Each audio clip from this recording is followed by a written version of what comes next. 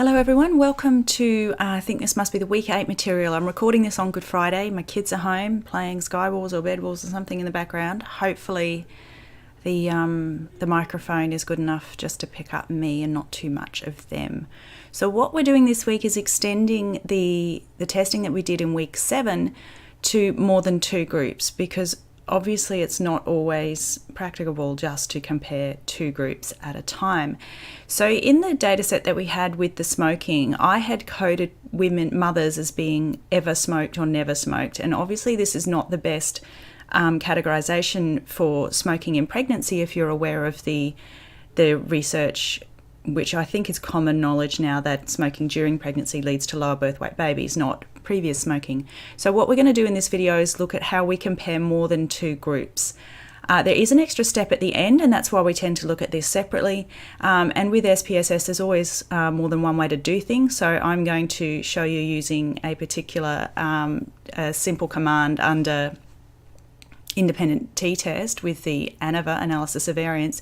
If you're extending to more complicated situations, you're probably better off learning how to use the general linear model option, and I might mention that in the third example that I record today, and some of you might be familiar with that already. So to get started, I've got up the assumptions page from Laird Statistics, and we're going to follow these. The assumptions are pretty much all the same as what we saw last week, so we're going to go through the same process. And I'm not going to keep this open the whole time, but I encourage you to read through the examples on that web page and use that as your resource, or go to the library and get a textbook if you need more information. So let's, and my eyes are really weird for this little character. They keep popping up in my head. I'm not quite sure why. So the first 3 assumptions, this is around checking we've got the right type of data in the design of the experiment. So our dependent variable should be interval or ratio level, i.e. continuous, and we've got the birth weights of the babies, which is fine. Our independent variable should be 2 or more categorical independent groups, and we've got the mothers categorized as to whether they smoked before pregnancy, smoked during pregnancy, ex-smokers, and the non-smokers. So the first one should have been smoked until pregnancy, which is slightly different from an ex-smoker who smoked at some point in the past. So the groups is fine. We should have independence of observations. This is a design question, and we're going to assume that the study was designed in a way that we've got independent observations. But this was not our study, so we can't really test for this statistically. Now, the next 3 are about working out whether or not this is an appropriate test to do. So what we're going to do with analysis of variance, and you'll have to go back to the lecture if you're not sure why it's called variance when we're testing the means, but we're using the variation in the groups to look to see, is there a difference in the means? So we're still comparing the means. Now, if the data is really skewed, or there's a lot of outliers, or there's something else perhaps wrong with the data, then maybe comparing the means is not the most sensible thing to do with our data, and perhaps we should be comparing medians or the shape of the distribution or the ranks or something else instead. So what we're doing is we're checking to see, are there significant outliers, are they approximately normal for each group, and then the last one is around, is there an equivalent amount of variation in each group. And that's a separate test that we can tick off in SPSS, and then it will give us 2 versions of the output depending on whether that homogeneity of variances assumption is met or not. But you actually can still run the analysis even if that's not met. And as with the t-test, analysis of variance is incredibly robust. It holds up really well even if there are slight violations of normality. So it's a really good, it's a really common test simply because it holds up really well. And okay, let's just get started. Let's close off this Chrome thing. And the reason I keep mentioning that it's a robust test and that it holds up very well is just because people sometimes get confused that we don't have this hard line between when do we not use it, and it really is a line in the sand and a bit of a judgment call. But in most cases, if you think you want to compare means, it's probably going to be okay. And if there's something that's very different about your data, you probably know beforehand that you want to compare the medians instead. And that can happen when you've got really small sample sizes, or if you've got things which are affecting the mean. So you might be aware that house prices are often reported in median house prices per suburbs, just because if there's unusual houses in a suburb, they can really overly inflate the mean. And so that's one case where we tend to compare the medians instead. Okay, so let's have a look at this SPSS data. So if you remember from week 7, we've got the birth weight in ounces, which I don't think in ounces, so I'm trying to remember that the average birth weight that they have here, 122 ounces, I think was 3.4 kilograms. And we did compare before this simple categorization of whether or not they had ever smoked, and now we're looking at the smoking here.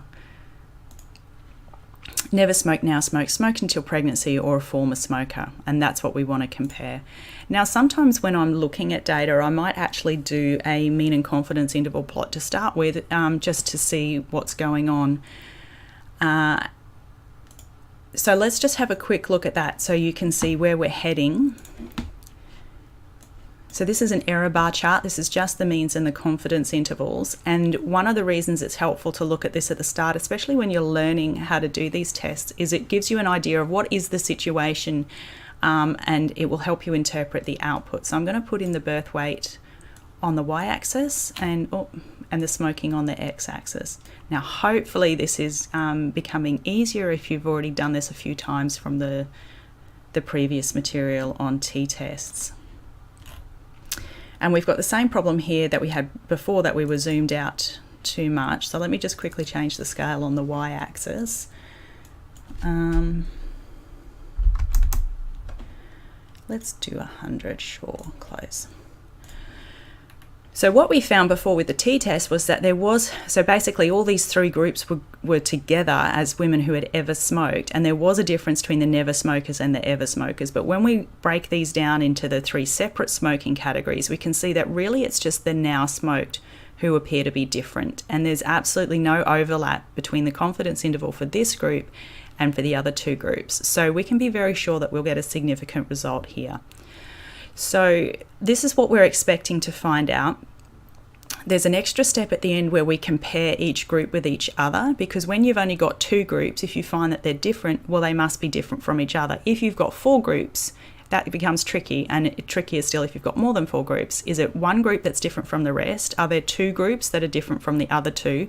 And what's the patterns that you're seeing? And doing a picture is very helpful, and I often find this incredibly helpful in papers too, if they can come up with some kind of diagram to show what it is they found with their stats.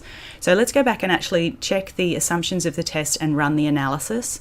So we're looking at outliers, normality, and the homogeneity of variances. And we should have an idea of what we're going to see based on doing the t-test with just the 2 groups previously. So for outliers, we would want to do a box plot.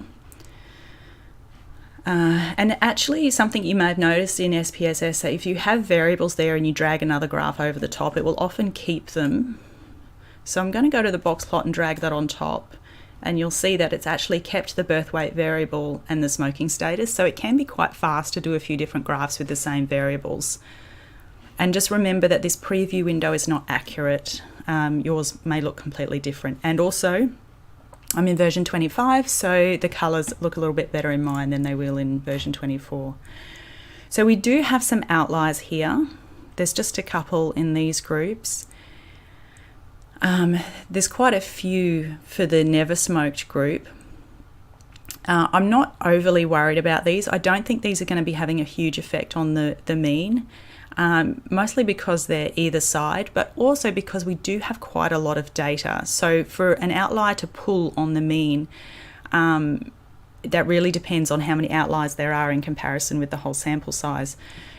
I did just before I started recording, just to check my thing was working okay, did a quick bar chart of smoking status, and you can see that we've got well over 500 women in this never smoked group. So having a few outliers here and there, they're not going to be able to pull on this weight of data very much.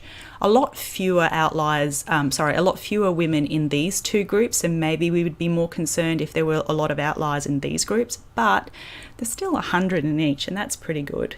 Usually we get problems when we have much smaller sample sizes, like 30 or less, and you'll often hear as a rule of thumb, make sure you've got 30 in each group. That will fail sometimes depending on what you're looking at, but when you get down to those small sample sizes, that tends to be when people use the non-parametric tests. So we've had a quick look at the outliers. The next thing was the normality, and if you remember from the previous week, this is the one graph that I did through the legacy dialogues. I think it's just a little bit easier to get our histogram split into rows. So the variable is the birth weight, and we're interested in the smoking. So you can do it by columns, as someone asked me in class, and I was like, gosh, I don't know, I've never tried that, but I'll show you. It just pops it the different way around if you do columns. So it depends what you want to look at. I actually don't mind it in this case. I feel like that's a nice compact diagram. The only benefit of stacking them in rows is that we have the same scale. So if you're looking to see the sort of the location of them, it's a little bit more obvious. So in terms of normality, it's looking okay. Our data is has a little bit of kurtosis in that it looks like it's been pulled up a little bit or being overly peaked here. And we kind of saw that with the box plots, in that this is quite compact, and then we've got these tails with the outliers. I don't think that's going to cause a problem. And the histograms are much smaller for these two groups, but that's just down to the smaller sample size overall. So we had around 500 or over 500 in these groups and around the 100 mark in these two. So these ones are going to be smaller. And sometimes if you're doing them in rows, that does make them look a little bit flat. So although it doesn't look normal because it's so flat, it looks almost like a uniform distribution. Looks a little bit normal in this one. There's nothing desperately non-normal about it, if that makes sense. There's nothing that's going to affect the mean overly. I don't think it's going to cause a problem with the test, and I think ANOVA will hold up even though that this data is not perfect. So the last assumption is the homogeneity of variances, and that's, do we have a similar amount of variation in each of the groups? And then in the lecture, I will have talked about why it is that this can matter. But if you have one group with a huge spread or a huge, really high variance and the others are very small, it can kind of swamp the data and it can hide differences. It can make it more difficult to pick up a difference that is in the data. The test is fairly robust, so it has to be pretty extreme to really cause a problem. And if you run the alternate version of the test, you'll find that often you get a very similar result anyway. So let's have a look at running the test and how we get those two versions out, depending on whether or not the variation is equal. Not graphs, analyze. So we're comparing means. Last week we looked at the independent samples t-test. When we've got more than two groups, we would use analysis of variance. Our dependent variable is the outcome of interest in this case, which is the birth weight. The factor are the categories. Now these labels for the boxes do seem to change for each test that SPSS can do. Usually the dependent variable of the outcome is on top and the groups is underneath, irrespective of what label they put there. And that's the smoke. Just had to mentally check I wasn't using the ever smoke there. Now under options, you can see that there is an option here for a homogeneity of variance test. With the t-test, it did this automatically. And the alternate version of the test, if the variances are not equal, is the Welch test, and that's in the Laird guide. My eyeballs went funny again. So we could tick that off, and actually it'll do a plot for you while you're here, so you could do that too, and you could get out more descriptive stats. Sure, let's tick that. I don't think we need to worry about these other ones. And we'll come back in a bit and have a look at the post-hoc test, but we might talk about that separately. So these are our descriptives. So you might want to report how many women are in each group, and there's other ways that you can get these out. I might do a separate video on different ways to get descriptive stats, but sometimes this stuff is of interest. The homogeneity of variances test. So the null hypothesis here is that the variances are equal. There's a few different versions of the test. I'm happy for you just to use the top version. You can see in the p-values there's not a huge amount of difference here, so just use the first line. We have a high p-value, so we have no evidence against this hypothesis, so we can assume that the variances are equal, which means we're okay to use your bog standard analysis of variance. And this one here is your Welch version. So if the variances were not equal, so if you had a very low p-value here, so you had evidence against the hypothesis that the variances were equal, then you might use the Welch version of the test. In this case, look, you can see that the p-value or the significance is the same in either version. So if you were reporting this test, you would need to report the F statistic. That's what goes along with ANOVA. And whenever you see an F statistic, it's likely that this was done. Sometimes F does get used for other tests too. So it might not have been just a simple analysis of variance, but it was probably this type of analysis. So you would report the F statistic and the p-value. Depending on which journal you were going to, you might be able to report it as 0.000. You might need to report that as p as less than 0.001 and put a little less than symbol in instead. Some people don't like approximate zeros. I've had a big discussion about that with some people. So 0.000 means 0 to 3 decimal places. It doesn't mean absolute zero. We would never have a probability of absolute zero. So the null hypothesis for analysis of variance is that the means are equal. Our p-value is very small, so we've got very strong evidence against that null hypothesis. This means that seeing data like this is really, really unlikely if the means were in fact equal. So this suggests that the mean birth weights of the babies is in fact different based on whether or not the mothers smoked. You'll notice that this is an overall test to say, is there a difference here? It doesn't actually tell us which group was different. And that's why we have an extra step with analysis of variance to look at which group was different. Now, if we have a look at the means plot, it looks fairly clear that the now smoked is different, but it doesn't put the confidence intervals on this, and I actually really don't like it joined up with a line. There's no reason to join these two by a line. So I really hate this plot quite a lot. The other problem is, although it looks like the never smoked and the smoked until pregnancy is similar, you've got no way of judging, is this mean here different from these two? There's no way to tell with this plot if you don't have the confidence intervals. So I really recommend not using that default plot, and if you watch me do a lot of analysis, you'll see I don't usually tick off those options for the automated plots in the analysis. I usually do my own separately, and it's for this type of reason, in that they do stuff that is not helpful. Joining these dots with a line, that's not helpful, and not having confidence intervals is very much not helpful. So you can probably hear my mouse wheel scrolling, it's so noisy.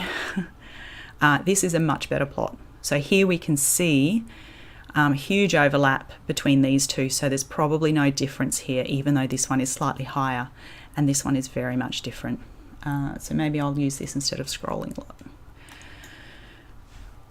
So we know what the result is. We know that we've got a significant result, and we know that the now smokers are different based on our other plot. I'm just deleting that plot. It was hurting me to look at it, and I don't want to leave it up there, because sometimes people see me do stuff, and even though I say don't do it because I did it, they do it. So I'm going to delete it. So we've got that extra step now of statistically, how do we say which group is different? Because we can't write in the paper, it looks like it's different on the plot. So what we do is an extra step, which is called the post-hoc test, or the multiple comparisons. So if we go to analyze and back to our analysis of variance, I'm going to untick that plot. I'm going to untick the Welch. I'm going to untick all of those because we don't need them now. We've got our ANOVA, which is what we needed. We've got this option here for the post-hoc tests. Now there's a lot of different ways of running these. If you want to get into the nitty-gritty of it, then you'll have to look up which test is the most appropriate in any particular situation. You'll probably see in papers, you'll see that Tukey's is quite common and Bonferroni is quite common. If you have unequal variances, I think you might see the Chef or the Duncan. Oh no, maybe that's the Dunnett. I'm getting them confused in my head now. But you can, equal variance is not assumed. The game's Howl comes up. So you can look up, if you want to know the nitty gritty of which one is most appropriate in a particular situation, you could look up which one to use. I'm just going to use Tukey's because I like the output.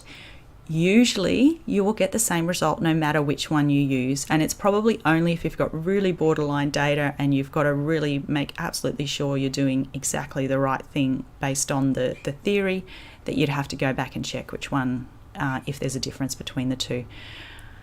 So Tukey, continue, and that's it. Press OK. So there's two sets of output here. Both of these, I think, are fairly easy to read once you understand what's going on. In this top output, where it says multiple comparisons, it's comparing every pair of variables with a separate test. So the null hypothesis in each case is the two groups are the same. So the mean birth weight for never smoked is the same as now smoked. The significance is very low. We've got very strong evidence against that, and so there is a difference between these two groups. And then it's comparing the never smoked with the smoked until pregnancy, no difference. Never smoked with the former smoker, no difference. Get rid of that box there. And then it moves on to comparing the now smokers with the other three groups. And you'll see by the time you get halfway down, you're actually repeating yourself. So comparing the now smoked with the former smoker is, did we have that before? I'm getting confused. The smoked until pregnancy with the never smoked here, we've already had that up there. So you'll get halfway down, and then because you've got all these pairs reversed, you'll start repeating yourself. So you usually only have to look at the first half of the table. So that's one way of looking at this, and you'll be scanning through to see which differences are significant. The other way is the homogeneous subsets, and I quite like this output here. So what it does is it puts the creates a column for the means which are similar. So the subset or group 1 only contains the now smokes. So it's saying that the women who now smoke are different to everybody else. And in our second group, we have means which are similar, and that contains the other three groups. So in this way, it's quite easy to see looking down the columns that the now smoked are in a group by themselves and the other three are in a group together, meaning that they are similar. If we were representing this with letters on a table, we might report, said this mean with a little a, and these three with a letter B, and say that groups which share a letter are not statistically different from each other, or something like that. And you'll see some examples in the papers that we look at in the rest of the material for this week, how different papers approach reporting this kind of information. And if you want to check that you're understanding it, obviously actually look at the numbers. So 114 ounces looks just, even without the confidence interval, you can see that that looks different from the other three, which are 122, 122, and then this was the former smoker, a tiny bit higher at 124. But it's not statistically different from these two. So what I would recommend that you do is that you do this graph in conjunction, this output, and look at that together with the mean and confidence interval plot. So that was under bar, mean and confidence intervals. Over here, 95% confidence intervals. So if you look at that together with this, and I'll have to go in and adjust this again.